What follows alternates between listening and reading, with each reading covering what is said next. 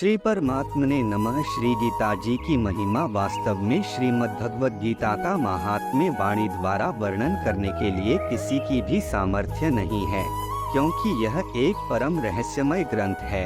इसमें संपूर्ण वेदों का सार संग्रह किया गया है। इसकी संस्कृत इतनी सुंदर और सरल है कि थोड़ा अभ्यास करने से मनुष्य उसको सहज ही समझ सकता है,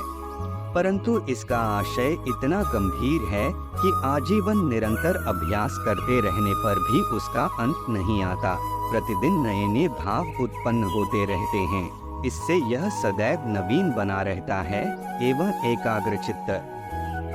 होकर श्रद्धा भक्ति सहित विचार करने से इसके पद पद में परम रहस्य भरा हुआ प्रत्यक्ष प्रतीत होता है। भगवान के गुण, प्रभाव और मर्म का वर्णन जिस प्रकार इस गीता शास्त्र में किया गया है, वैसा अन्य ग्रंथों में मिलना कठिन है, क्योंकि प्रायः ग्रंथों में कुछ न कुछ सांसारिक विषय मिला रहता है। भगवान ने श्रीमद् भगवद गीता रूप एक ऐसा अनुपमेय शास्त्र कहा है कि जिसमें एक भी शब्द सदुपदेश से खाली नहीं है। श्री वेद व्यास जी ने महाभारत में गीता जी का वर्णन करने के उपरांत कहा है, गीता सुगीता कर्तव्या किमन्यः शास्त्र विस्तरः है। यह स्वयं पद्मनाभस्य मुख पद्माद् विन्यसृता गीता सुगीता करने योग्य है, अर्थात श्री गीता जी को भली प्रकार पढ़कर अर्थ और भाव सहित अंतःकरण में धारण कर लेना मुख्य कर्तव्य है, जो कि स्वयं पद्मनाभ भगवान श्री विष्णु के मुखारविंद से निकली हुई है। फिर अन्य शास्त्रों के विस्तार से क्या प्रयोजन है?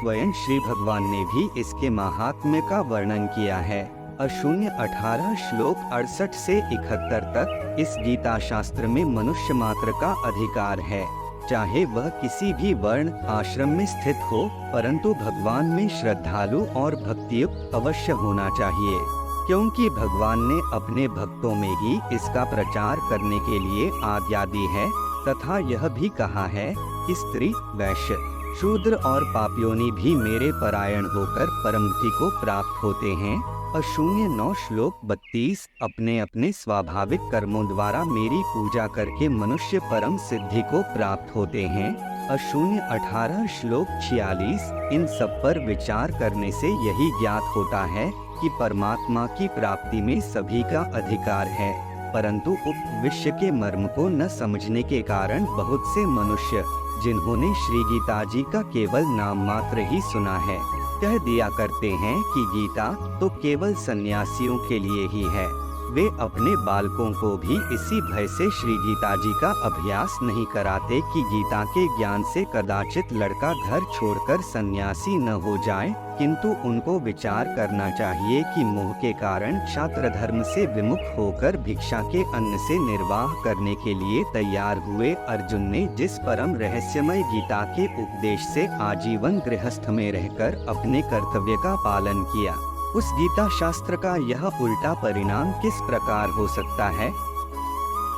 अतएव कल्याण की इच्छा वाले मनुष्यों को उचित है कि मोह का त्याग कर अतिशय श्रद्धा भक्ति पूर्वक अपने बालकों को अर्थ और भाव के सहित श्री गीता जी का अध्ययन कराएं एवं स्वयं भी इसका पठन और मनन करते हुए भगवान के आज्ञानुसार साधन करने में तत्पर हो जाएं, क्योंकि अति दुर्लभ मनुष्य शरीर को प्राप्त होकर अपने अमूल्य समय का एक क्षण भी दुःखमूलक क्षणभंगुर भोगों के भोगने में नष्ट करना उचित नहीं है।